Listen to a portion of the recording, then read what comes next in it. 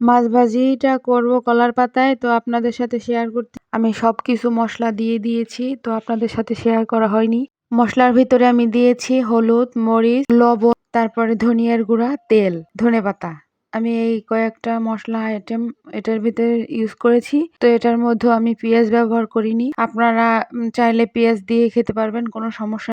তো আমি কলার পাতাটা ধুয়ে তেল মাখিয়ে নিলাম। তেল মাখানোর পরে আমি ওই যে মাখানো মাছগুলি পাতার উপরে সাজিয়ে সাজিয়ে দিলাম। চুলায় দেওয়ার পরে মাছের ভিতরে আমি একটু জল দিয়ে দিলাম, নাহলে মাছটা তো ভালো সিদ্ধ হবে। তো সিদ্ধ হওয়ার জন্য জল ইউজ করেছি। মাছের অর্ধেক পাশ ভাজা শেষ, এখন আমি উল্টিয়ে দিব। তো মাছের আর এক পাশ ভাজার জন্য আমি প্লেটে নামিয়ে নিচ্ছি। আর একটা কলার পাতা ধুয়ে ভালোভাবে তো ওটার উপরে দিয়ে তারপরে আর একটা প্লেট চাপা দিয়ে আমি মাছটা উল্টে নেব। তো এবার চুলাতে দিয়ে দিলাম, উল্টানো শেষ। তো কার কেমন লাগছে রেসিপিটি কমেন্টে জানাবেন।